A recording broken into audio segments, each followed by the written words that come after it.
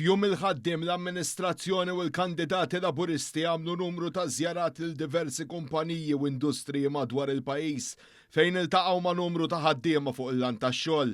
Dawn iż-żjarat kienu mfassla biex juru apprezzament lejn il-ħaddiema u jifhmu aħjar l-isfidi u l-opportunitajiet li qed jaffaċċjaw in-negozji lokali. Fost iż-żjarat li saru kien hemm dik fil-kumpanija ewlenija tal-ħwejjeġ Vortex fejn il-kandidati iltaqgħu mal-ħaddiema u l-maniġment u ddiskutew l-iżviluppi fil-qasam tal-manifattura b'enfasi fuq il-kompetittività u l-innovazzjoni.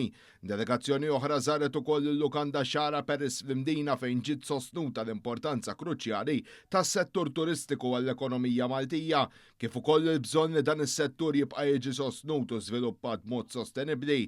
Barra minn hekk delegazzjoni oħra żaret l-Isptar Da Vinci fejn ġie diskuss il-futur tas-servizzi tas-saħħa, inklużi l-investimenti meħtieġa u l-kwalità tal-kura offruta lill-pazjenti. Il-kandidati laburisti rrimarkaw li dawn iż-żjarat huma parti minn impenn kontinwu biex jinżamm dialogu miftuħ mal-industriji kollha banni jitkompla tkabbir ekonomiku u jinħolqu aktar opportunitajiet għal ħaddiema. Żjara oħra saret fil-fabrika ta' Sphinx Pastizzerija fejn ġiet enfasizzata l-importanza tal-industrija u s-servizzi lokali għall-ekonomija tal-Gżejjer. Il-kandidati laburisti żaru wkoll ir-restoranti f'Marsa Xlok fejn iltaqgħu ma' sidien u ħaddiema fis-settur tal-ospitalità u kumpanija lokali li tipproduċi x-xemat. Il-kumpanija tal-ajru EasyJet kienet ukoll waħda mill-kumpaniji li l-Partit Laburista żar propju f'jum il-ħaddiem fejn ġie diskuss kif il-kumpanija tista' tkompli tikkontribwixxi għat-tisħiħ tal-konnettività u l-iżvilupp ekonomiku tal-pajjiż.